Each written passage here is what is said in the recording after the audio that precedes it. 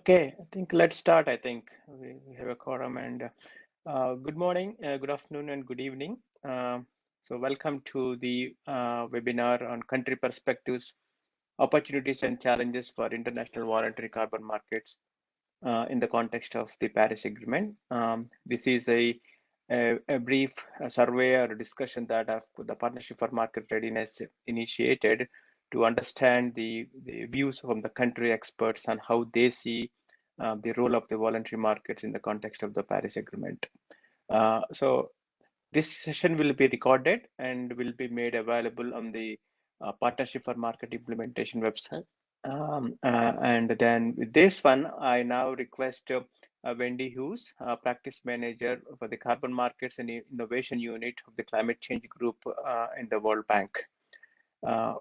Yeah, over to you, Wendy. Thanks.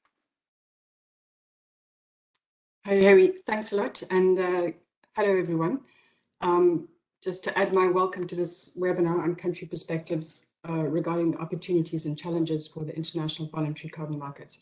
So in the Paris Agreement, with its universal requirement on all countries to submit nationally determined contributions, or NDCs, really it marked a significant change for the framework of international cooperation through carbon markets compared to the framework under the Kyoto Protocol. This month's NDC synthesis report by the UNFCCC Secretariat, which was based on the 164 latest available NDCs, really highlights the inadequacy of current commitments. It stresses an urgent need for either a significant increase in the level of ambition of NDCs between now and 2030, or a significant overachievement of the latest NDCs, or preferably maybe a combination of both, in order to keep warming well below the 2 degrees Celsius, or especially to aim to limit it to not more than 1.5 degrees. So with almost all countries committing themselves through their NDCs to climate action to reduce emissions, the requirements for protecting environmental integrity, ensuring robust accounting, avoidance of double counting, and attribution to different financing flows becomes more important than ever for emission reductions that are achieved through cooperative and voluntary actions under international carbon markets. And of course, in addition to country commitments, there are a growing number of net zero commitments from corporates and investors. So with this much larger and diverse landscape of mitigation commitments, and compounded really, I think, by the delays in finalizing the rules for the compliance markets under the Article 6 of the Paris Agreement, there is an increasing interest in sourcing carbon offsets in the voluntary market space following independent standards processes. And indications are that the voluntary action and voluntary demand for credits is on an upward trajectory and expected to see substantial growth in the coming years. Voluntary markets have enormous potential for generating financial flows to developing countries to help finance mitigation.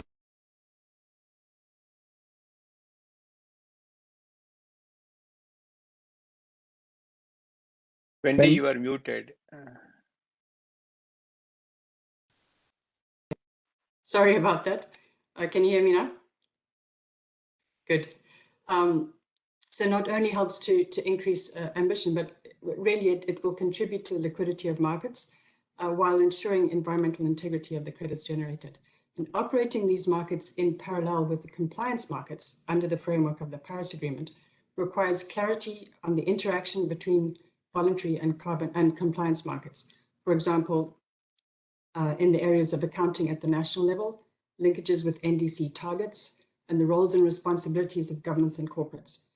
In the absence of this clarity, there have been concerns have been raised about how to ensure the quality and environmental integrity of emissions reductions. The task force that was initiated by Mark Carney in his role as the UN Special Envoy for Climate Action and Finance, and the UK government-supported Voluntary Carbon Markets Integrity Initiative are important initiatives aiming to help tackle these challenges. While the quality of carbon units is very important, some perspective on the role and shape of the voluntary market is also needed.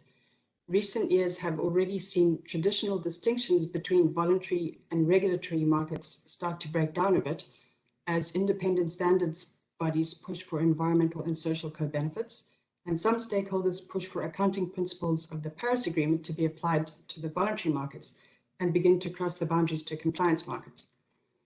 So accounting for avoidance of double counting is of immense interest to all stakeholders. In the Paris Agreement, this is expected to be handled through corresponding adjustments, but there is an ongoing debate over its applicability beyond the compliance markets, with implications for sellers and buyers, and of course the potential to slow momentum. The role of the private sector, standards organizations, project developers, and others in the voluntary carbon markets have been explored and documented in some detail. However, the host country perspective has so far not received quite as much attention. And a greater understanding of host countries' roles in international voluntary carbon markets, aligned with the Paris Agreement, is really needed to create an inclusive process to build on the current momentum for climate action with the participation and resources from the corporate sector. In this context, a study was supported under the Partnership for Market Readiness, seeking to understand perspectives of potential host countries on the role that international voluntary markets might play in the context of their NDCs in the Paris Agreement.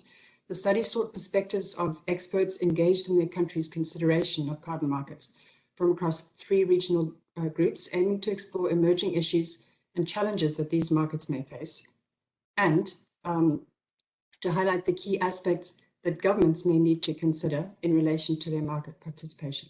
So this webinar presents some of the host country expert perspectives with the aim of really stimulating discussion on the role of voluntary carbon markets and to help to better understand what is at stake, what are the short, medium, and long-term priorities, and the role that host country governments can play in maximizing the benefits to their countries.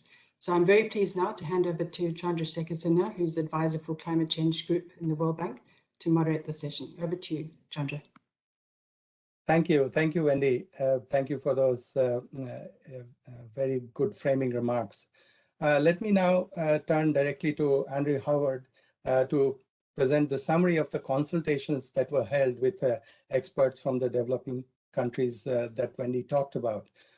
Many of you, or most of you, will know Andrew from his long years in the carbon markets. He spent 8 years in the UNFCCC Secretariat looking at carbon markets, and as an independent consultant, in which role he undertook the task of summarizing the results that he'll describe of the consultation. And most recently, Andrew has joined Vera, and we look forward to his presentation. So Andrew, over to you. You have about 20 minutes. Okay, well, thanks very much, Chandra. And it's a pleasure to be here. This is a report which was written a little time ago now, so it was very much in the time when I was working as an independent consultant, and that's very much the flavor I think that you see coming through in the report. What I'll do is, if you just go to the next slide. I'll start off just with a few words about the process that was followed. I think we've just had a brief discussion on that, so I won't say much there. And then the report itself was broken into 3 sets of guiding questions. And so for the remainder of the presentation, what I do is I walk through what was coming out of the discussions with the experts in these 3 areas. One was, what is the role of voluntary markets? And then we got into many lengthy discussions on accounting, which is the normal way with accounting. And we also spent time thinking around the kinds of support and facilitation that host countries might be able to provide to the BCM projects and the BCM actors. So that's the broad flow that we've got going through here. So next slide, please. The first part on the process that was followed, as has just been said, it was really trying to understand where host countries were coming from. What are host country perspectives on the role of the voluntary carbon markets, and in particular international voluntary carbon markets, given that things are changing now that we have the Paris Agreement, of course, and the NDCs that each of those host countries is putting forward under Paris. My role in this process was sometimes to help out in terms of clarifying some of the technicalities of what we were dealing with, but I was largely a scribe writing down what the experts were saying, and that's what I'm presenting to you here today as well. The consultations proceeded in 3 different groups, one for Africa, one for Asia, and one for Latin America and the Caribbean. There were several discussions for each. The the experts that were experts who had been drawn into the consultation exercise, in particular because they already had a good grasp on what they were talking about. They had experience already in their own countries, and sometimes in the case of institutions, dealing with the kinds of challenges that you have through carbon markets and trying to see how carbon markets could be used within a government framework and a policy framework of being able to work with markets and to make effective action on the nation. The contributions themselves, however, were very much made in their own personal capacities. So they were not representing their countries, and they were able to speak very frankly in that regard. So as I mentioned before, we had 3 sets of guiding questions, and these were the ones in the blue on the right, the main questions. So first of all, what is the role that international voluntary carbon markets can play in a post-2020 world, given that we're moving now into Paris and that we have the NDCs, which are set out for each of the host countries involved. How can the voluntary markets operate in the context of Paris, Article 6, and the NDCs that we have? And in particular, that was where we got into a lot of the accounting discussions. And lastly, how may interested countries support and facilitate the international voluntary carbon markets? So next slide. First of all, a few words on the context, and Wendy's just been speaking about this as well. So experts came into the consultation process with a general sense that the VCM, although it's been much smaller than its compliance counterparts, it has provided real and very tangible investment and know-how and support into a lot of developing countries in order to be able to support effective mitigation action in those countries. But there's a general sense that as the NDCs expand over time, and of course we know that in Paris the countries are to become more ambitious with each NDC that they submit, and they are to move towards an economy-wide NDC if they don't already have that economy-wide NDC. So what we see there is more and more of the emissions coming under the umbrella of the NDC. So the national emissions will increasingly be seen very explicitly as part of the party's responsibility. And this leads then to a certain caution that host countries have in terms of knowing what level or where from what activities they're able to share mitigation outcomes, particularly in the context of Article 6, and the extent to which the kind of Article 6 processes might then carry across into the voluntary market. Those same sorts of concerns come across into the voluntary market. So that's the context that we're dealing with. We had throughout the discussions a distinction between regulatory markets or compliance markets and voluntary markets. And here we were really seeing that the regulated levels of mitigation are those which correspond to government policy, and of course then should also correspond to the NDCs of the countries. So we know that that clear causality doesn't always flow like that, but that was the general sense. Whereas voluntary action, voluntary markets are where actors are then going beyond the regulated levels and therefore taking the mitigation beyond the level of mitigation that's foreseen in the NDC. So that's the general scoping of the kind of distinctions that we had. We were also very aware that when we think about voluntary markets, we're thinking about the voluntary use of a mitigation outcome or the use of a credit. I think as the markets have changed and matured, what we have previously thought of as voluntary standards like gold standard and BERA and so forth, these can increasingly be used within compliance markets as well. So it's not that the standard is voluntary, but the credit, once it's been verified and issued, can be used in a voluntary way. So that's the way that we were seeing this. And the graph on the right-hand side just gives a quick flavor of where the market seems to be going at the moment. These are issuance and retirement numbers. Retirements are in the lighter blue color, obviously. And you can see that in the last few years, they really have been surging very significantly. And market transactions, the latest information is that market transactions total to about $750 billion so far in 2001 alone. So this is, of course, smaller than the compliance counterpart market, but this is still growing, and it is very significant. So next slide, please. So the first set of questions are around the role of the voluntary markets. The experts made very clear that NDCs are, for most of the countries that we're dealing with for hosting voluntary projects, they have quite significant conditional components. So the NDCs have made very clear that international support is needed, and without that international support, a lot of that action, and in some cases all of that mitigation action, will not actually be realized. There was also a general sense amongst the experts that while there are many distinctions that can be made in the market, it's very useful from a host country point of view to treat the markets as a whole.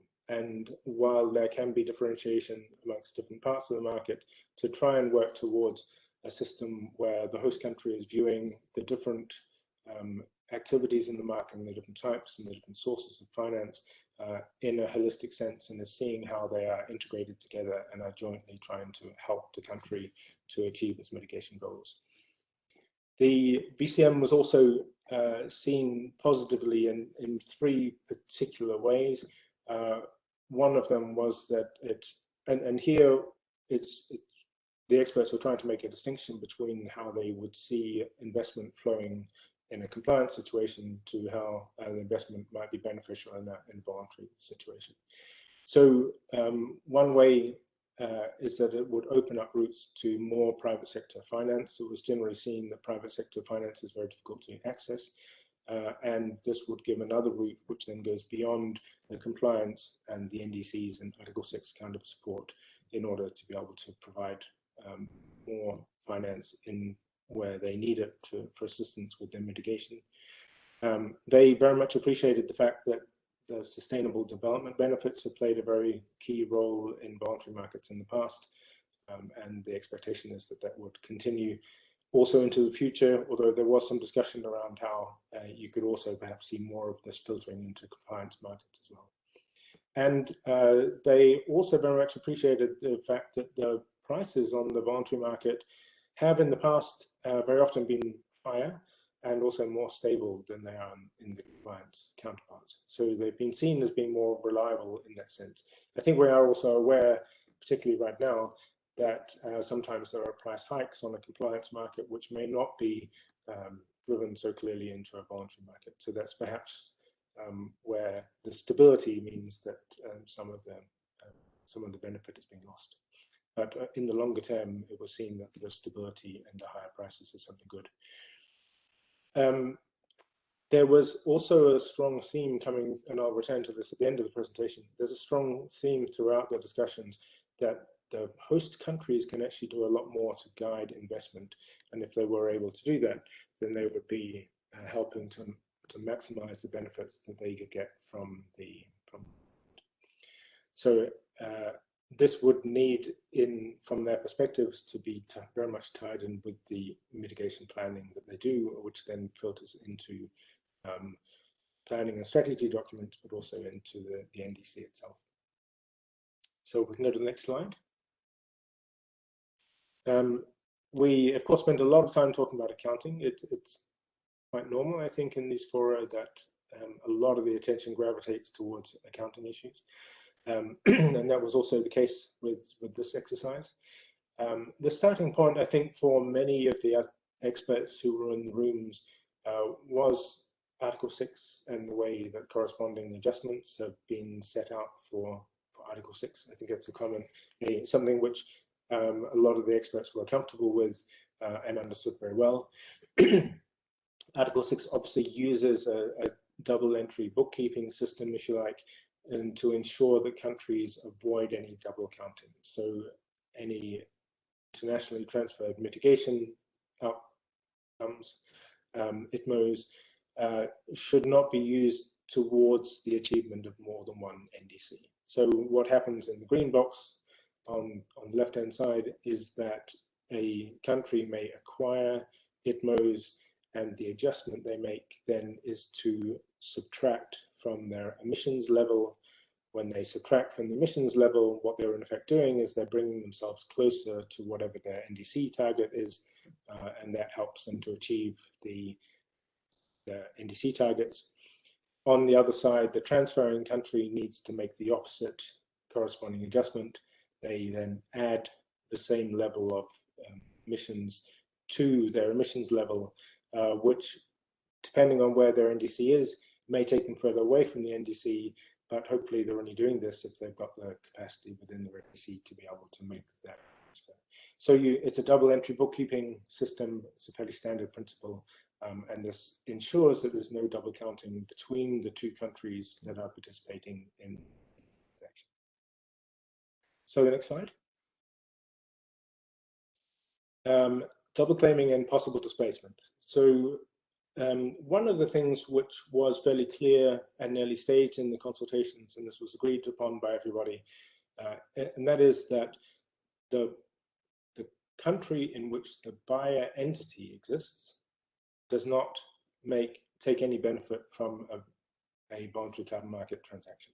So the transaction which has gone through the VCM, it may go to the benefit of the entity which has bought it, but does not accrue to the buyer's country.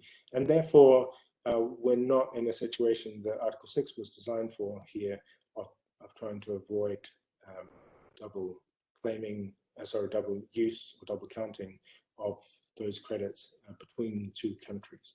So we don't have a double counting problem between the two countries in the standard context of Article 6. We then spent a lot of time talking about double claiming, which is another form of double counting. And here we had different views coming out. The basic principle here of double claiming is that the buyer company is claiming the benefit, and they may use it towards a target that they have themselves, or they may use it to reduce their footprint, the carbon footprint.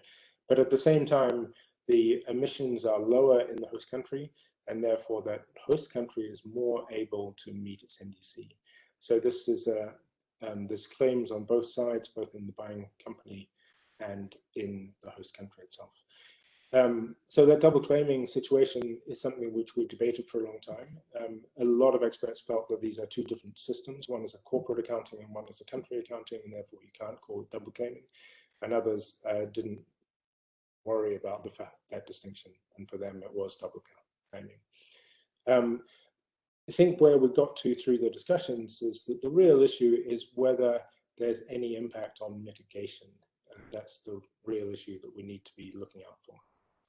And there was a sense that there is a possibility that a host country might reduce its level of mitigation effort if it's in a situation where the VCM has brought its emissions down so significantly that it's actually now has the luxury of being able to change its mitigation policies, or perhaps more realistically, not institute new mitigation policies when they would have been needed under an NDC, but are now no longer needed. So there's much discussion around this. Some people were concerned that what is called the displacement effect could occur, so the VCM may end up just displacing host country action. Other people were less certain of this and were saying that, well, just because there's double claiming, that doesn't mean that there is necessarily going to be a reduction in mitigation effort by the host country, because the process is much more complex than that, and the NDCs are different from that. So some of the reasons are listed here. This displacement occur may not happen if the NDC is not very clear, or if policy is not being strongly implemented by the country. Essentially, this comes down to the fact that we generally think of NDCs as being the driver of mitigation policy, but I think we also know that a lot of the NDCs are not so specific and not so quantified that they would actually be doing this in practice. And the policy debates and policy decisions, of course, are a much longer process, which take into account a lot of factors. So it's not clear that mitigation effort is necessarily going to change. But what can obviously be said is that there is a risk that that displacement may occur. And just to be clear, this kind of displacement can also occur on the company side. And this is why we have initiatives like the Science-Based Targets Initiative and others as well, because we don't want the fact that offsets are available to be detracting from the level of mitigation that companies are doing.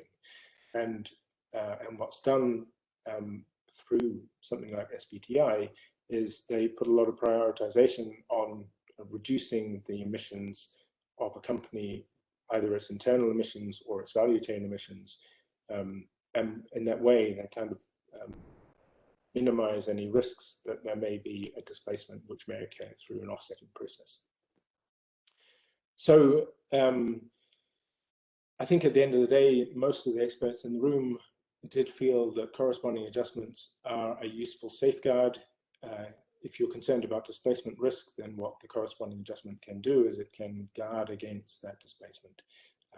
And there was, I think, a sense amongst most of the experts that this was the kind of an end point that the BCM needs to evolve to over time. So that seemed to be the perspective that was coming out, at least from these government experts.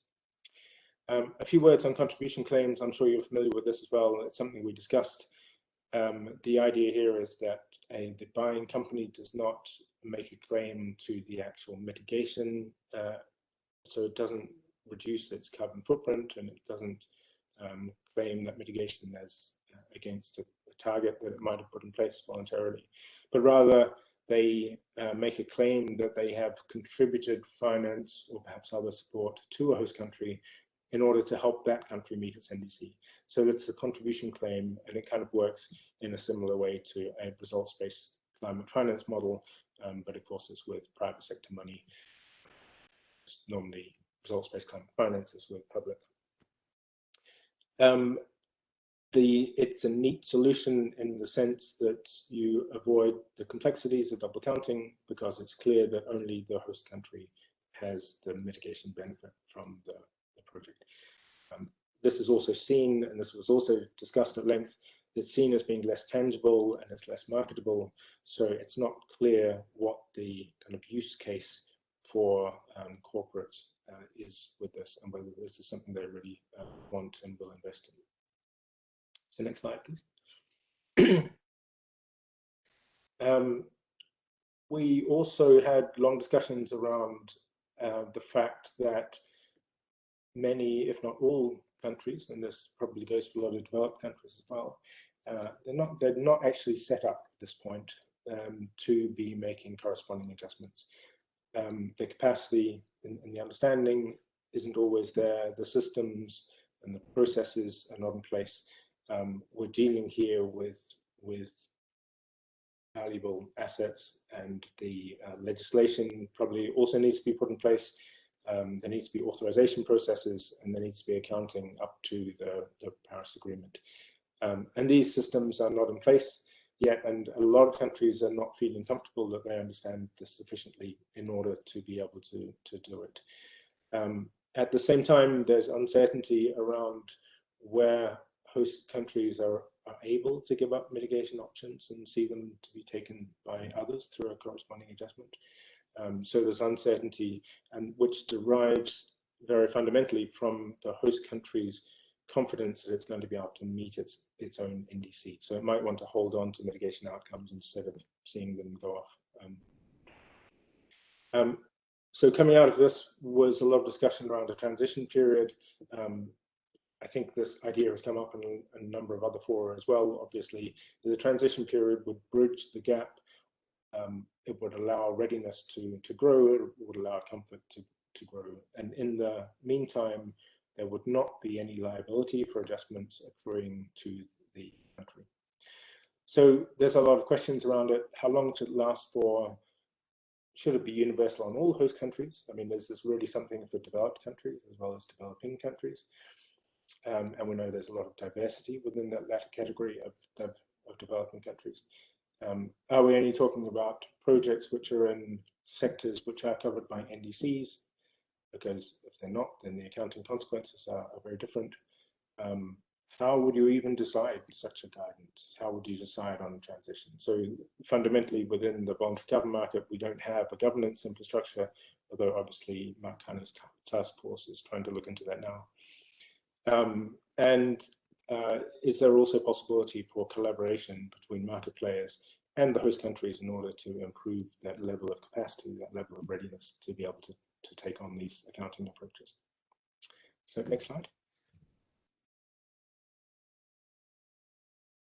The last area that we looked at was possible actions by host countries to support and facilitate the voluntary carbon market more. So the voluntary carbon market, and this is quite different from compliance markets or from the CTM, the voluntary carbon market has typically been very distant from the voluntary carbon market. This in many ways has actually enabled the voluntary carbon market to be effective because they haven't needed to deal with a lot of government factors and a lot of government risk. But there was a recurring theme throughout all of the discussions that it really is time for host countries to get engaged. There was a sense that there's a lot of benefit which could be gained by host countries making sure, or trying to make sure, that the VCM projects are aligned to national priorities. The host countries could actually do a lot to attract investment into the countries. So there were three areas which we looked at for this. One is the provision of guidance. So the guidance could, for example, indicate which sectors or activities or sustainable development benefits are of real priority for the country. There was a general sense that guidance shouldn't be too strict, because you still need to allow the initiative and the innovation of the private sector to go and discover mitigation opportunities. There was a sense as well that guidance could build on structures and processes which are already in place. A lot of projects are, of course, running through independent standards such as Gold Standard or Vera, and it's possible to build on the structures that they already have in place. And there was a general sense that all such guidance, all such thinking should be based in the host country's own mitigation planning and mitigation strategy. So that's host country guidance. There's a second area was efficient processes which a country could use to give its approval to a project, or perhaps to register a project, given that registering could be a little lighter than an approval process. There was a sense here that this sort of process could actually support and strengthen the host country's guidance, because it's actually giving a step of registration or approval. It would be particularly key if there were to be corresponding adjustments under projects, because under Article 6, there also needs to be an authorization step under Article 6.3. And the last area was systems to track and to oversee projects and impacts in the countries. Of course, we need to bear in mind that under the VCM, a lot of host countries don't have full oversight over the projects that are happening on their territory. Sometimes they don't even know about them. So there's a need for more oversight from host countries, and then if there is a need for corresponding adjustments, they can also see which ones need the corresponding adjustments and which ones perhaps don't. Okay, next slide. So conclusions.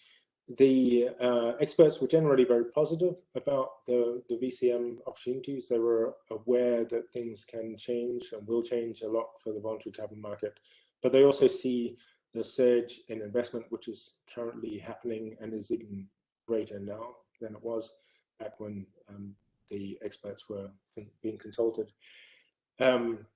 So they were very cautious that the changes would need to be very carefully managed in order to not risk the surge of investment which is occurring now. They did consider that both of the models that they considered, the adjustment model and the contribution claims model, could work in the longer term with the voluntary carbon market, and they could see that countries would be able to build in voluntary market much more into their planning and their action. They identified 4 particular areas where it would be useful to work in going forward.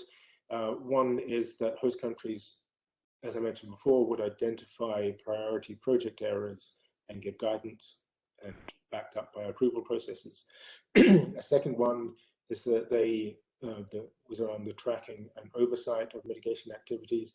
They did feel that this was very, very important if a host country was to be able to play a bigger role, and they were aware that these systems are needed beyond the voluntary carbon markets as well, and had quite an integrated view to how those systems could be built. And the host countries could also collaborate much more with other organizations, including independent standards, in order to be able to build on the information and systems that they have. And lastly, there was a strong sense that some sort of transition arrangements would be needed, and there needs to be an agreement through countries and independent standards and stakeholders. So that's the conclusions. And if I can just go to the next slide, one of the other things in the report was to list out a number of different development initiatives which are currently underway, or to some extent they've finished. We're running short of time. We'll circulate the slides, and some of the initiatives are covered by the discussants. So if we could move straight to discussion, if you don't mind, is that okay? That's fine. Thank you. And that was an excellent summary, and clearly highlights some of the key issues that I hope our discussants would pick up on. The format I suggest is that 2 to 3 minutes of introductory comments, overview, framing remarks by the discussants, and I'd request you, in the interest of time, to also introduce yourself so that I don't have to spend that time, and we'll proceed alphabetically. So first, Chris Leeds. Thanks, Chandra, and thanks for that presentation, which I thought was fascinating. So my name is Chris Leeds. I'm the head of carbon markets development at Standard Chartered. That covers the voluntary and the compliance markets, and we are currently developing both aspects of our capabilities. It's very much in line with our goal to be one of the most sustainable banks, if not the most sustainable bank in the world. I'm also working closely with our CEO, Bill Winters, who is the chair of the Task Force for Scaling the Voluntary Carbon Markets. And I've now recently been elected to the board of the new governance body that's being set up by the TSVCM. So I'll be working closely on the voluntary carbon markets for the foreseeable future. And what the TSVCM is attempting to do is really to bring that integrity, that standardization, and the quality, the high level of quality that we need to the projects that are actually being developed under the voluntary carbon market. I mean, we know that it's the standard setters have done a fantastic job over the last few years, but we're trying to create almost, if you like, a standard of the standards, and something that people can buy with the security of knowing, if they buy a carbon credit and it's got a stamp on it, we call them the core carbon principles that we're looking to establish. If they buy a carbon credit that is eligible for the core carbon principles, then they've got a high quality carbon credit that's going to do what they want it to do, which is to reduce, remove, or avoid carbon emissions, and to get money into projects that wouldn't get it otherwise. And this is really where it ties into to what we've been just talking about. The whole idea of the voluntary carbon markets supporting the mitigation and carbon reductions within countries and within their NDCs, both within and without their NDCs. I like to think of it as providing a multiplier effect. As we said, many of these NDCs do have targets that are more ambitious if they get international support. I think that's where the VCMs can really help.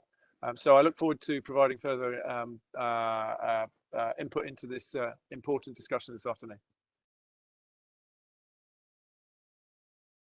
Thanks, Chris. Can I now turn to Jonathan Shopley? Thanks, Chandra. Thanks very much. Jonathan Shopley, co-chair of ICRO, the International Carbon Reduction and Offset Alliance, which for 13 years has been building trust in the private sector to finance mitigation beyond and ahead of compliance arrangements using what we call the voluntary carbon market, but what is in effect the carbon markets for voluntary purposes. And for us, it's about squaring quality, integrity, and ambition, the three theme tunes here, making sure that all of those are tight and as strong as they can be. Just want to thank the bank for funding this work, which actually began in 2018 with a meeting down in Buenos Aires for the PMI, the Program for Market Readiness. And one of the things that we've realized within the voluntary carbon market is the dialogue with countries hasn't been as strong as our dialogue with corporates, with standards and other market intermediaries. So this is really very welcome, and congratulations to you, Andrew, for a report which I think has really covered the bases during a very difficult period. The the pandemic has sort of interrupted what was the original design of this, which was to actually compare and contrast country perspectives with those in the voluntary carbon market, and we haven't really had that corresponding input from markets. So I think that the issues for me from that report highlight real interest, across quality, integrity, and combined ambition. I think that there are very important issues there that are laid out. Contributions or claims, the double claiming issue, can be a bit of a distraction. What we at CROA really feel strongly about is uninterrupted and increasing flows of finance to high quality mitigation, and having host countries prepare NDCs which guide that, which make sure that ambition is not a zero-sum game, but an added game, is really, really critical to us. And Chandra, if I may, because of COVID, of course, this research was done some time ago, and there are really important aspects that Andrew's report has pulled out. And if we could get further, insights from Andrew as to, what has happened since around the prospects of having NDCs more clearly defined to really identify the areas of safe, high quality, high ambition investment. That would be very helpful, actually, because I suspect that with growing interest and action within the voluntary carbon market, some of these issues have been moved along. Thank you.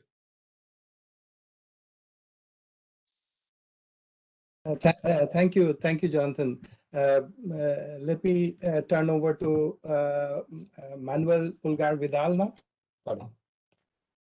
Thank you, Sandra, and thank you, Andrew, for your presentation. So I am Manuel Pulgar Vidal. I am a STRICO member of the BCMI and also WWF Climate Energy Global Leader. So let me reflect in 2 minutes based on what Andrew mentioned. The idea is to align projects with national priorities. And my first reaction is that this discussion is about speed. And why I am referring to speed? Because we know that voluntary carbon markets itself, are used to moving faster than regulations, and sometimes regulation faster than understanding. So what it is good in this document, it is that through the recommendations, what we are trying it is to align that speed.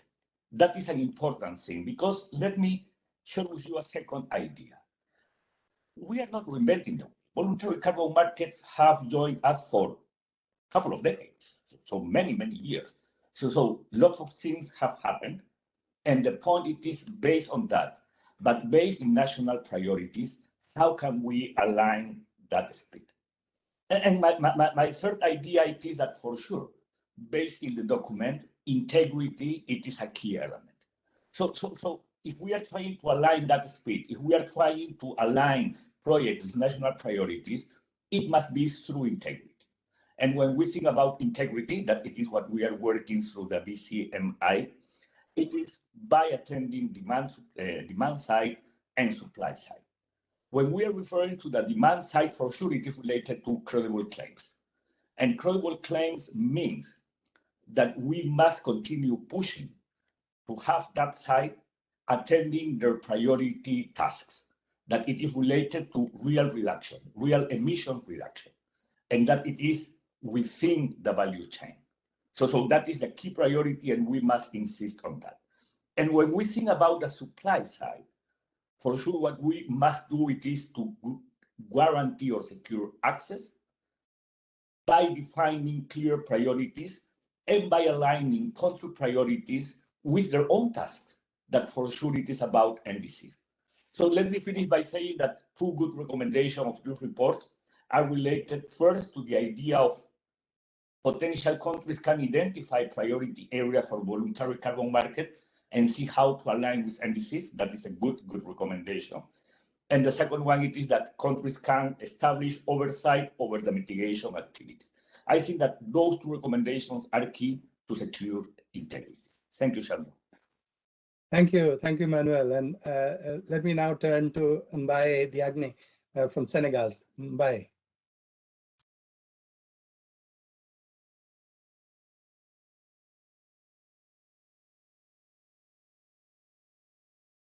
Mbaye, can you hear us? I see he may have dropped off. So perhaps let me turn to Mikel and we'll come back to Mbaye if he connects back. Mikel. Yeah, thank you, Chandra. So my name is Mikel Larsen. I am the CEO of Climate Impact X, and for a little while longer, also the Chief Sustainability Officer of DBS.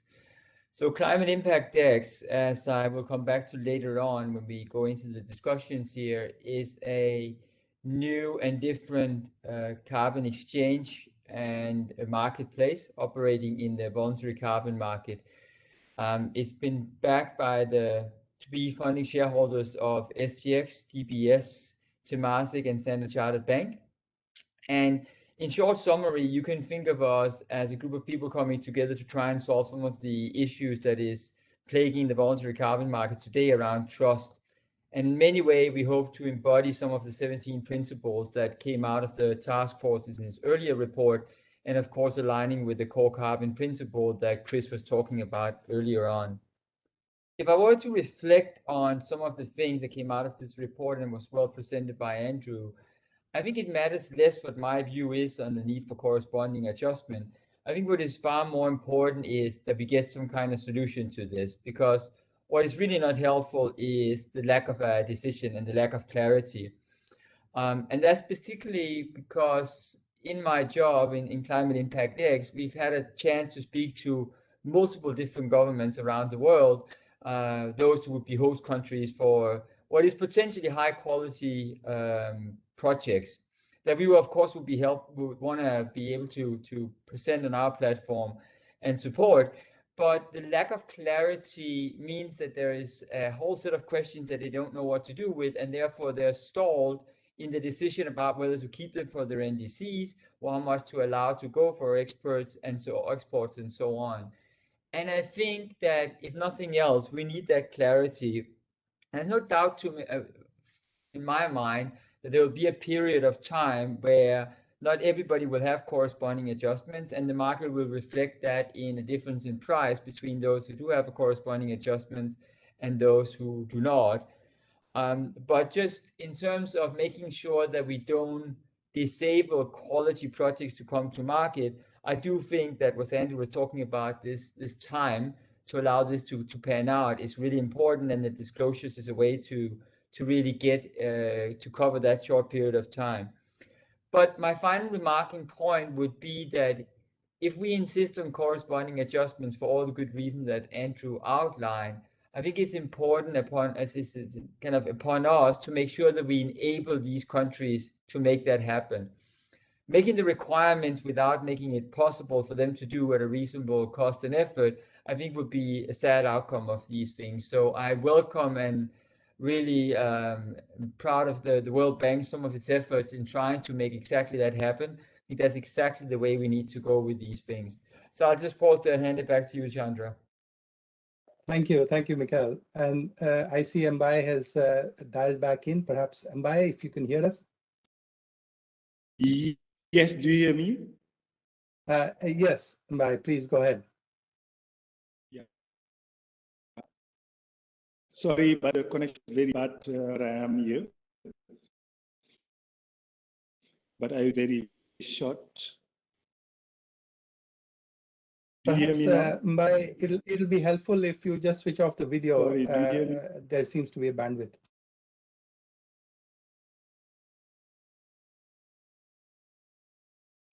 Yeah, do you hear me now?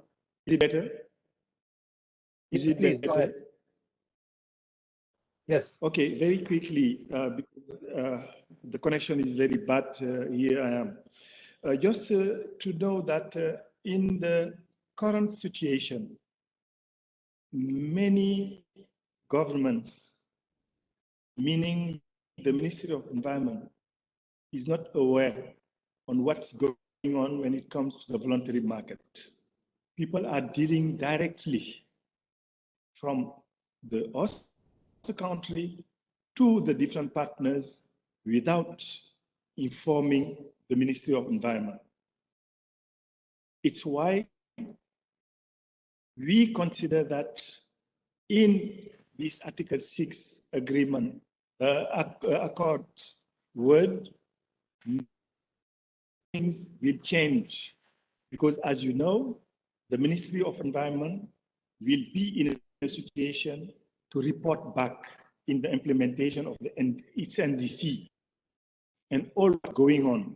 And those will include the ITMOS as well as all mitigation outcomes that are occurring within the country.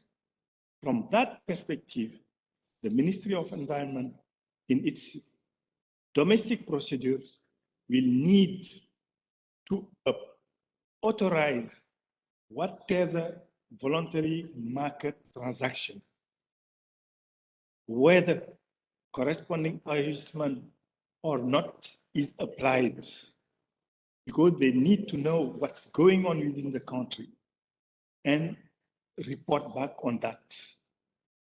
And now we consider that the voluntary market can support the country and support many sectors in achieving their mitigation outcomes. And we consider that in the incoming situation, whether it will be on the compliance market or the voluntary market, that needed to be dealt within the host country at a level that encompass all type of market mechanisms, including the voluntary market, including units that are subject to corresponding adjustment or not. Because even if there is no corresponding adjustment, the issue of reporting will be, and the relationship with the NDC will be very important. So it's why we are here in Senegal, considering with the project we had with the World Bank on setting up this standardized crediting framework to include all market activities within this framework, to have an overview on what's going on, whether it will be a voluntary market or a compliance market or an Article 6 market. But now, whether we will approve the project in relation to our NDC, whether we will authorize the transfer of the mitigation outcome or not, all of that will be assessed at that level. And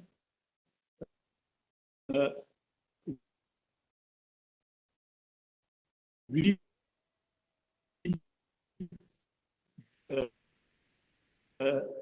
draft the strategy to see what type of activity subject. Thank you. Thank you, Chandra. Back to you. Thank you, Mbaye. Thank you. And we got most of it. It got cut off a little bit towards the end, but we got the substantive part of the point that you were making. Now let me finally turn to Owen as our last discussant, Owen Hewlett. Hi, everyone. Thanks, Chandra. Hewlett, Chief Technical Officer of the Gold Standard Foundation. I think it's a really good report. Thanks, Andrew, for the thorough presentation as well. It actually mirrors a lot of gold standards thinking, and so that's quite vindicating. So maybe just a few quick points. It's well known we're undergoing a big program of alignment with the Paris Agreement and Article 6. Specifically, the motivations behind that are twofold. One is, in our view, it's the buyer of the credit's responsibility to know what they need and to buy the right thing. But to enable that, we need to make it super clear what the right thing is and make it easy to buy. And others have mentioned the diversification of use cases of voluntary and compliance use cases of markets. And the only way I think we can get to the point where we can make it obvious what you need to buy is to align with Paris, because all of those use cases in some way or another have to do that. Some already are. So there's a flexibility, accessibility issue that we're trying to address by aligning with Paris. And of course, on the other side of that, we don't want to undermine the efforts of host countries or the Paris negotiations themselves. So a lot of that stuff, I think, came through in the report. Really pleased to see it. Another thing that caught my attention was the need for intentional decision making from host countries. The voluntary market shouldn't happen to host countries. It should be part of their plans. They should be involved in it. I'm really excited to hear that. We really believe in that. On the double claiming accounting part, well, first just to say, aligning with Paris is much more multifaceted than double counting, double claiming. I know that's the thing we seem to obsess about in these conversations, but additionality and alignment, alignment and new tools for that are just as big an issue and will cause just as many debates and discussions in the coming years, but hopefully they're easier to resolve. Just on double claiming though, I think, the only comment I would make there is just to say, I mean, Wendy framed this is an ongoing debate. Mikhail called for clarity. Do we not have that? How many more reports do you need to hear? I mean, one of the arguments we keep getting back that corresponding adjustments aren't good for host countries, but here we are talking about a report where host countries say that's where we need to get to. So is it still a debate, or are we now talking about the how do we do this rather than the whether we do this? All up for a transition, but let's maybe stop debating and start doing. The only caveat I have to that is it would be a logical fallacy to say double claiming is an issue once we're able to only when we're able to resolve it. I.e., just because we can't do it right now doesn't mean double claiming isn't happening, and it might not be problematic. So that doesn't mean that we shouldn't have a fair transition, that we shouldn't consider those things carefully. But just a kind of side note to say, let's at least acknowledge that just because we can't solve it doesn't mean it isn't happening, and be a bit measured in the way we approach this. But yeah, I think the biggest takeaway for me is how many more of these things do you need to hear before that we move on from a debate into how do we solve this stuff? So now that we've had our opening set of remarks, and since I have you with the mic, Owen, let me turn some questions over to you. You indicated that broadly, the recommendations or the feeling from the host countries were consistent with what the gold standard has been asking for. And in fact, you put it out a transition period. And to recognize that I don't think anybody is interested in cheating the system or not having proper accounting. But from your perspective, what are the realities on the ground for actually executing corresponding adjustment, the institutional and the regulatory framework, and the trade-off of that with regard to slowing down the momentum of investments? What are your thoughts on that, number one? Number two, what is the role of standards in making those specifications? Is that for the buyer to decide through pricing of the assets the way Mikhail was suggesting, or is it something that is decided by a standard with no particular stakeholder base in this whole process? Yeah, sure. I mean, the starting point, I think, is, logically, you can't compensate for a problem with a solution that somebody else also has a claim to. That's just pretty basic, 101 stuff. And so in this case, the inadvertent second claimant to that solution is a host country. And by the way, it's also going to be an issue in science-based targets. So there are potential multiple claimants in the supply chain there as well to address, and I think the GHG protocol will address that with a similar adjustment-based solution. So there's that said, that's the kind of that's the kind of core logic there. That's what we're trying to resolve. Now, to my mind, Article 6, the corresponding adjustment mechanism is just an adjustment mechanism here. I can't remember who said that, but it's, we're not correspondingly adjusting, we're just adjusting. I actually think that's a gift to the voluntary carbon market. That's why I've been so surprised by the debate, because without that, the compensation, the logical fallacy of being able to compensate with a double claim, there is no solution. That doesn't make it magically available straight away, and we need to kind of go through a process of testing and figuring that stuff out. And so Gold Standard's position very much is that, we should transition to that place where it becomes the norm and the mandatory, but that we should recognize on that journey that not being able to doesn't solve it. On the ground, we have seen first movers. There are countries working with us on that. there are also buyers working with us to and project developers working with us to expect that as well. The first ones I expect, the first commitments anyway, because there's nothing to stop you doing the letter of authorization. It's the mechanics of the actual adjustment which may come later, which is still a little bit up in the air. But I think to me the biggest barrier and the biggest opportunity, and sorry, my mind's gone blank on who raised this, but is that intentionality point. I think once a host country understands the opportunity and embraces it as part of the plan, then the mechanics of how to do this start to fall into place and everybody wins. So I think ultimately, as much as I've advocated over the last months of robust accounting, actually what I'd love to see is intentionality. Thanks a lot, Owen. Perhaps let me immediately turn to Jonathan from a perspective of the private sector. How, as Owen is indicating, it is the buyers who have to make a judgment as to what constitutes credible claim and particular uses. So from that point of view, Jonathan, how do you see what you've heard from Owen, from the others, including Andrew, on summarizing the consultation process? Thanks, Chandra. Look, maybe, alongside or with my ICROA co-chair hat, I'll just sort of make some reflections from Natural Capital Partners, Climate Care, the organization where I spend most of my day. Corporates are, if you think about the trio of, quality, integrity, and ambition, the quality of the instruments being introduced to the market, I think over the last 20 years has really come on. It's really quite tight. I think the integrity of the corporates that are using the carbon market for their voluntary actions has been variable, but under the influence of the VCMI and other and SBTI, the hierarchy of reductions internally or abatement, and then compensation for unabated footprints is becoming pretty much the norm. The issue for me is around ambition. And I think that ICROA has definitely come out with a view that it is the speed and the volume of finance that is critical, and that any uncertainty in the marketplace, particularly around the focus we've had on this particular session, on host countries' ability to sort of bolster ambition by using voluntary action to add to their ambition rather than subtract from it, is really a critical piece.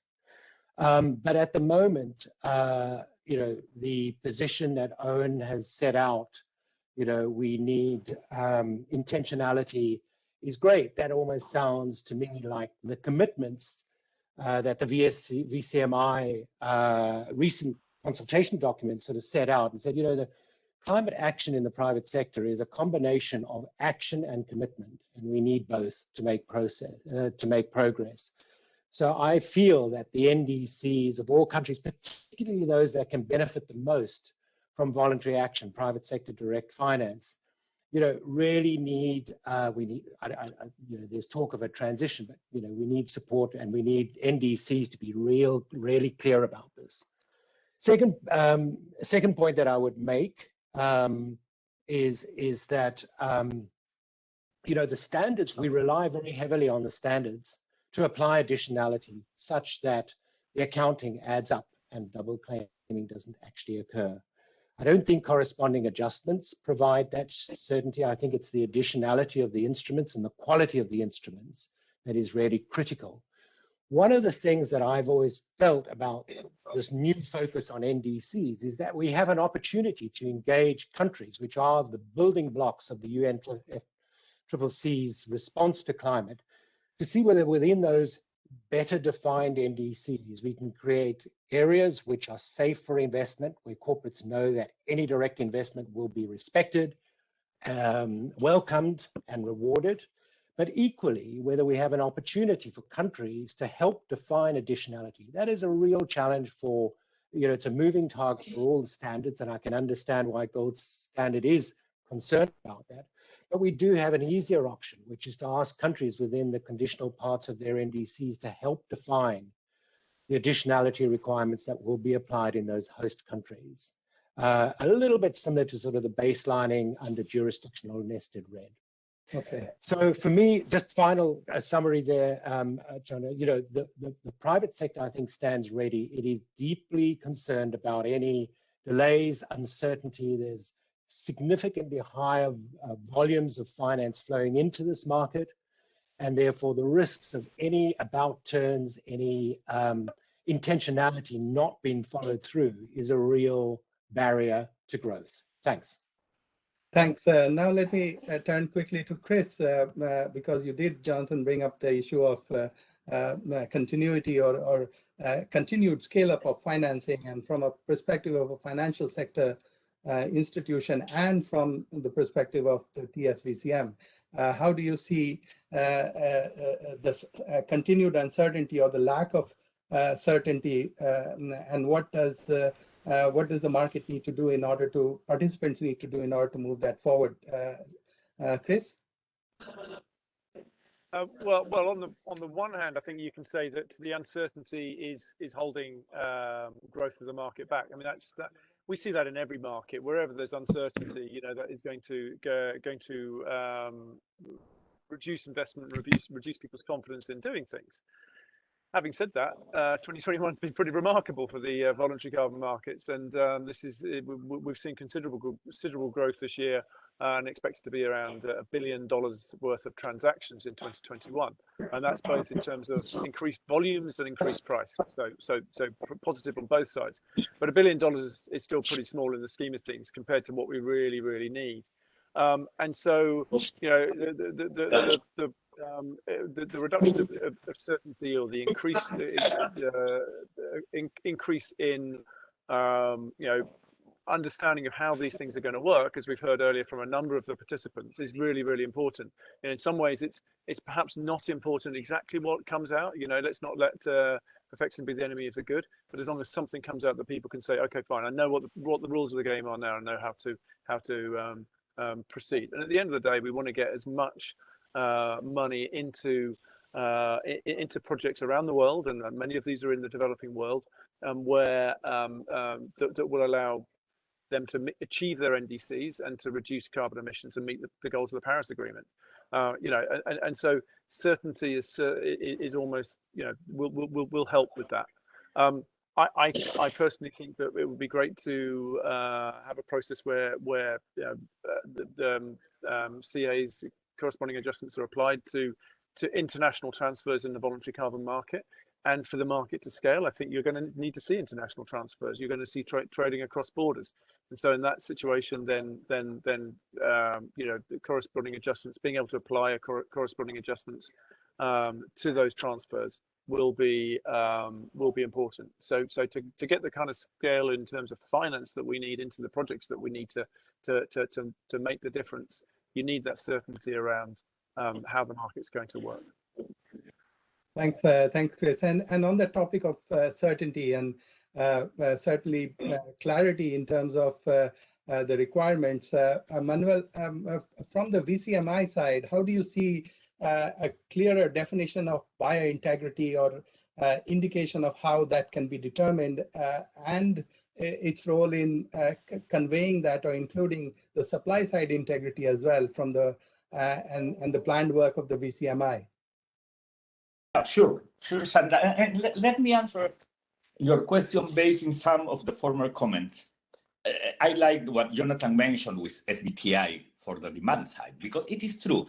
We are in a time in which different organizations, entities, and initiatives are working and building blocks through which we could continue build upon. So it is true, SBTI, it is close to define the net zero standard, that it is good for the demand side to build a strong, credible claim for the demand side. For sure, it couldn't be enough. There are many others within and beyond value chain. It is part of that discussion. And Owen mentioned something that also for me is important. It is how much countries could understand the opportunity. And that is what VCMI is working on. mostly with countries of the Global South. Because if we go into the title of this panel, that it is about country perspective, the point is, what are those country perspectives? What should we work on step by step to align that speed that I mentioned and to build that needed confidence to align the voluntary carbon market with country needs and country expectations? And let me refer quickly, Chandra, to 5 key elements. First, the alignment with the Paris Agreement. That is a clear expectation of countries. How can we align voluntary carbon market with their tasks that are related to how to fulfill with obligations under the Paris Agreement, and mostly through the NDCs? No? And we know that, for example, for developing countries, for the Global South, countries based mostly in tropical areas, deforestation and land use, it is used to being more than 60% of source of emission. So there is a key need to align that voluntary carbon market with the achievement of the NDC's target. So align it is the first one, but also to connect. And there is a strong expectation of countries to align their public needs with private expectation. And that is a dialogue that BCMI it is building. That is why it is a multi-stakeholder initiative. So it is trying to bring closer private investors with and business sector with countries as a way to complement their action. And when we think about to connect, also it is about Article 6. Every country is expecting, is trying to know and to understand well, how are we planning to connect the voluntary carbon market with the compliance market? So how much that is strongly related. But also it is related to how to contribute to ambition. That is the third concept in the country perspective. And the fourth one, it is integrity and accounting, that it is related to what I've already mentioned, credible claims. But the final one, it is how can we help them to develop best practices and also to align with international standards. So as you probably know, in July, we launched a consultation process that it has been closed. We are planning to report back. We will be present in COP26. And the point is that we are building confidence throughout different countries, mostly in the Global South, to address those expectations. That is what we think it could be the good way to move this forward, to build that confidence, and as Owen mentioned, to have countries understanding the great opportunities that they could have through voluntary carbon markets. Thank you, Manuel. That's very helpful. Let me now turn to Mikel, because Mikel, you made a very interesting point that the quality in terms of the type of carbon assets in the voluntary market will be differentiated by price, as long as there is transparency in it. And what do you think would be the role of Climate Impact X, for instance, in defining and differentiating quality in terms of the pricing that you see among those who participate in your exchange? Yeah, thanks, Chandra. Yeah, absolutely. Price transparency is one requirement, but we've taken the position that we have to take one step above and beyond that. And although it's tempting for an exchange to sell anything that is available there in the market, after all, we are in a bit of a supply crunch right now, we've taken the position that there must be a minimum bar of what we should sell.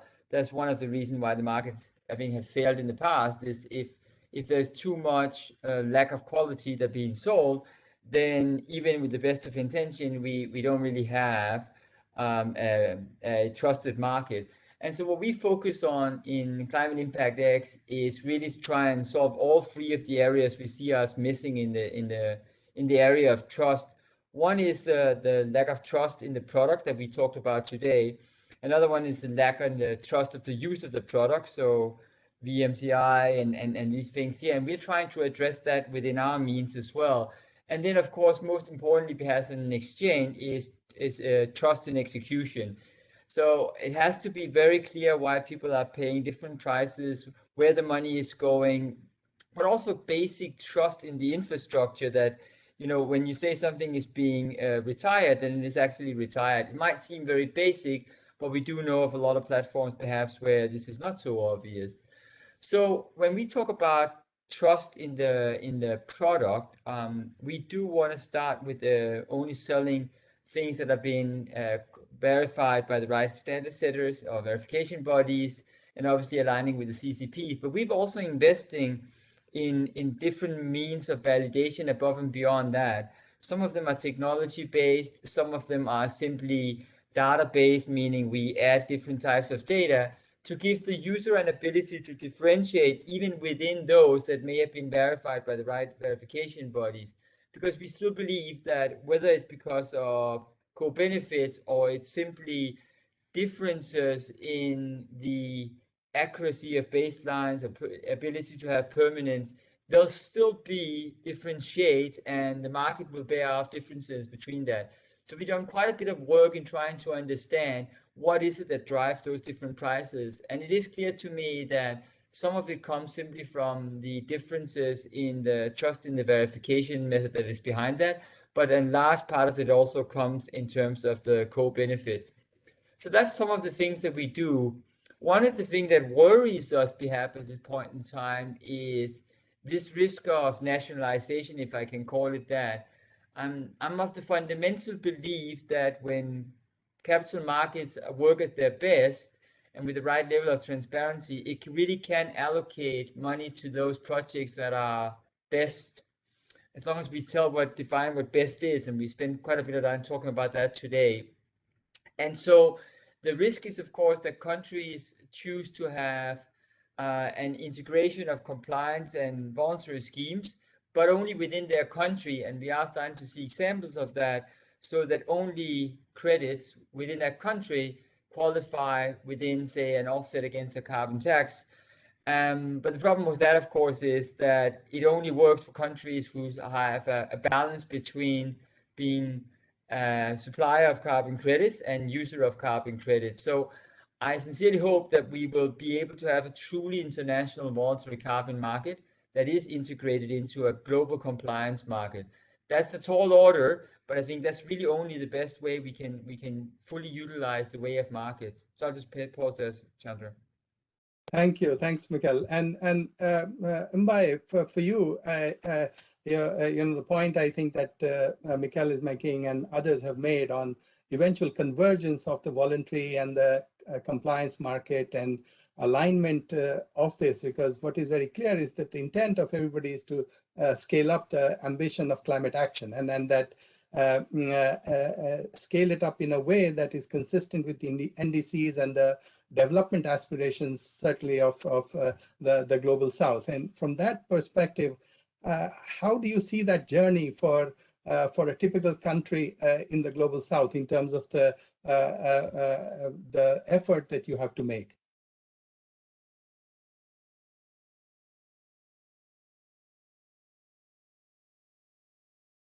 Mbaye, did we lose you? Can you hear me?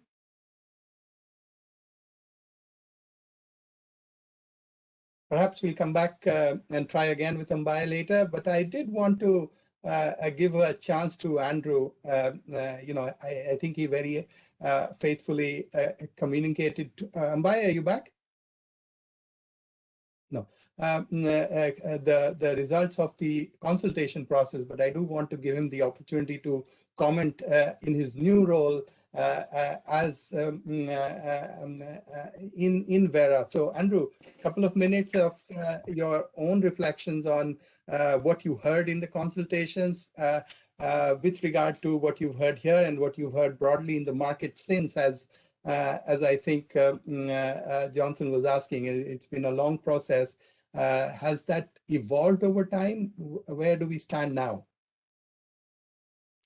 Yeah, I think generally speaking, we're much clearer about the different forces at play now than we were 1 or 2 years ago, and I think that is really to be welcomed. I think I really hear what people are asking for in terms of certainty and clarity, and people just need to move on, right? And I think we understand that a lot.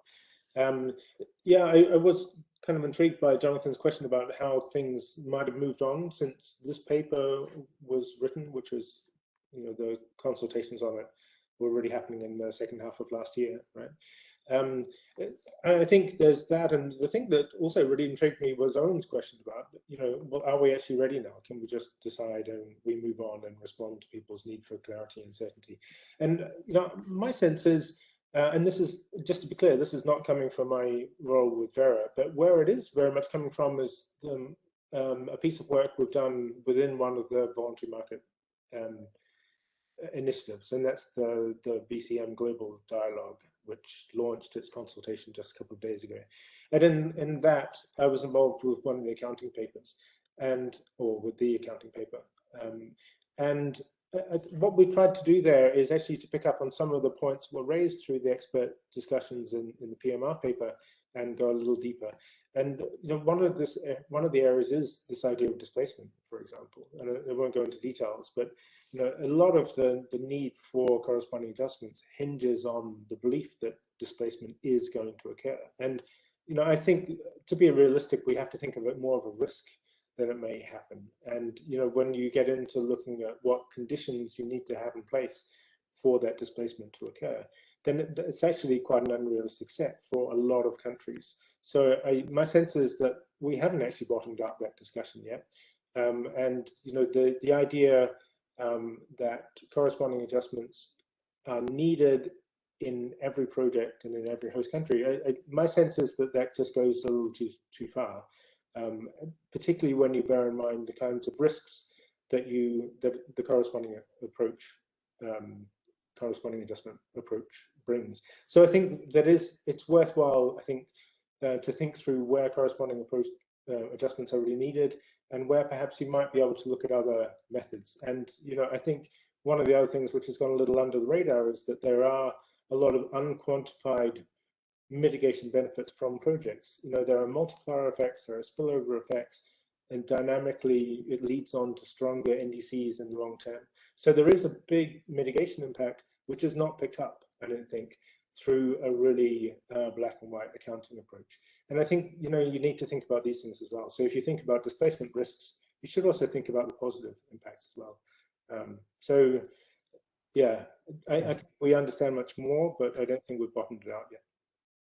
Thanks, Andrew. Those are very, very helpful points, and I do, I do echo your sentiment on, just looking at the negatives and not recognizing the multiplier effects. And this has been a massive issue in my mind in the first carbon markets. It's very difficult to say that the full momentum of transition to renewables. There seems to be correlation with the CDM itself. We can't credit all of the benefit there, but it did make it much easier for many investors to go into very risky environments and undertake projects because of the benefits of the CDM and the serious look that they took. But to those who look always just at the negative and the leakage issues, I think we do have to do a much better job in pointing to the positive multiplier impacts of these kind of mechanisms as well. But I wanted to go back and see if Mbaye is able to take the floor. Mbaye, can you hear me?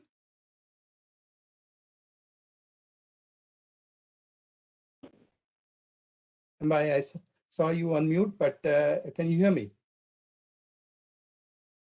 I'm sorry, my apologies. Oh yeah, Mbaye, I wanted to give you the floor. We are in the concluding rounds and wanted to, I know because of audio trouble, you haven't been able to come in, but I wanted to give you the floor if you wanted to make any concluding thoughts, and then I'd go to the others for theirs as well.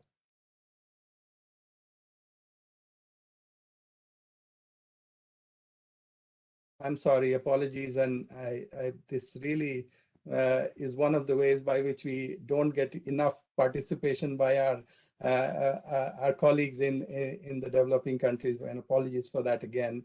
So let me go in the backward order that we had the introductions in order to get your concluding thoughts, 1 to 2 minutes at most. Let's start with Owen. Sorry, I got my alphabet backwards there. I wasn't ready. Yeah, look, I think, as I said earlier, a lot to like in the report, a lot reflects our own view. I do think the debate could be over tonight. I think there's nothing new under the sun here. I think Vera and ICRO will spend another 6 months looking at all kinds of weird and wonderful additionality arguments just to come to the conclusion that the host countries did. And that, Chris Leeds, one of the leading market makers in the world, has just said that's where we need to get to. The debate could be over tonight. The mechanics are on their way. I just want it known that the debate isn't with us. Okay, Mikhail? Thanks. It's always a hard act to follow Owen. He's so clear and blunt about things. So I'll just try and gaze into the future a bit and say that, if I were to look 3 to 5 years ahead and be a bit optimistic, I'd say that I think we will have found a solution to this long ago, and we will have the technology to actually track these things. I'm not entirely positive that we will have a fully international market the way that we should have. I think that as we've seen in so many other of these global issues, we will see some nationalization.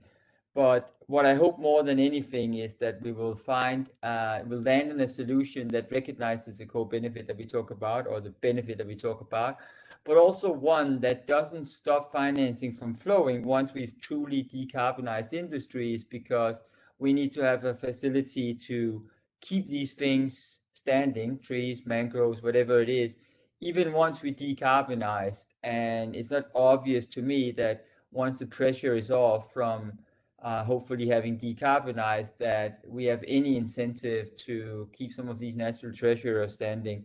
And that would be the real tragedy for me. So perhaps a bit beside the point, but I think it's something that we can't take our eyes off. So I'll stop there. Thanks, Mikhail. Manuel? Yeah, you made a comment based on Andrew's reflections about the multiple effect versus the negative atmosphere that we used to have. And that is interesting because, again, it is related to what we used to do in the past. So this is not about to accelerate market, it is to accelerate ambition and to see how much voluntary carbon market can fit with that ambition. I think that is the main equation of what we are working on. Because we have multiple actors with multiple expectations, with different speeds. The point is, how can we work based on that? And the point is that the window of opportunity for real reductions, it is short. And the point is that different actors will focus all their expectations in moving into that priority. And voluntary carbon market must understand that that is a priority. And that is why the integrity concept in relation to the demand side. Thank you, Sandra. Thank you, Manuel. Jonathan? Yeah, actually, I'm very happy to follow on from you, Manuel. I agree very much with what you've said. I think I'm very optimistic about the role of global markets. I think that for all the wrong reasons, the voluntary carbon market, or the carbon market driven by voluntary action, has sort of been the main actor over the last 15 years. I think that the things we've discussed today will help voluntary action and compliance-driven action create a pretty vibrant global market for mitigation. I think that if we've learned anything from COVID, we learned, and I think, Manuel, you said this, that there is an ecosystem of market players out there. Some of us have got diverging views, but everybody is focused on raising ambition and raising finance. And I do think that this report that you've done, Chandra, with Owen, really helps strengthen the one part of the piece that we know needs strengthening. Countries' NDCs to give us clear guidance and certainty as to where we can best deploy finance through the market. Thanks. And Chris? Do you hear me now? Yes, Mbai, Chris, apologies. We've got Mbai, so let's give the floor to Mbai. Mbai, closing remarks, thoughts on eventual convergence of the compliance versus voluntary market and the journey from a perspective of a country like Senegal. Yeah, I think, thank you, and sorry for this connection issue. But I think the voluntary market can support and help a country to meet first their NDC and also increase the ambition by involving many actors. But we need to know that the situation will be very different from what we had before the Paris Agreement. And now the country can rely on the voluntary market, but they need to address all markets through a same and unified and very comprehensive institutional arrangement, because all actions need to be assessed in relation to the country's NDC and the alignment with the NDC, and the country needed also to report back. So we need at the country level to support the compliance as well as the voluntary market. But all of that need to be done in relation to the strategy for the implementation of the country's NDC and for developing some area. What I can see is at the first stage, the country can aim to develop all activities that are outside its NDC directly with the compliance market. But activities that are in its NDC, including this conditional one, may be directed through this compliance market. But at the end of the day, all of them need to be monitored at the same level and follow the rules to be defined under the Article 6. Thank you again, and sorry for these connection issues I had. Thank you. Thank you. By good, we got you at the end. But now let me turn to Chris. Chris, are you there? Yeah, I am, and I'll try to be very quick. I know we're over time. And first of all, may I say, you know, how positive the report is, and I'm really pleased to see it. I'm also really pleased to see how we're all in violent agreements on this call. It is really positive to see. But what I'd also like to say is that you know, there has been a lot of bad press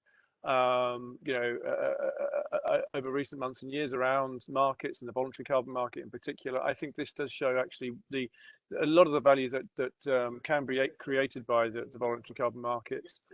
And you know, I think it would be really good to try and, for people on this call and outside of this call, to be, you know, really clear about that. There is some benefit. Again, you know, it works in parallel with many of the other policy levers that we've got.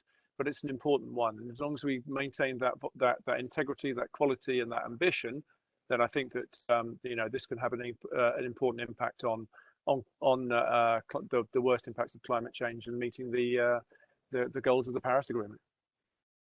I couldn't have concluded even better, Chris. So rather than to waste the effort trying, let me thank you all for participating. I love the conversation. And I fully agree. I think we are aligned. We need to work together to ensure that we convince others who sit at the margins that this is the way to go to scale up climate ambition, and with the participation of our client countries or developing countries or the global south, whatever term you want to use. I think keeping them in the center of the discussion so that you raise ambition, focus on NDC implementation as Mumbai is indicating, I think would be another cornerstone of increasing the credibility and the effectiveness of any instrument, any policy lever that we use. So with that, again, thank you very much for everyone, and Andrew and the teams and everybody who participated in preparing the report and preparing for this event. So with that, let me conclude and thank you to everyone.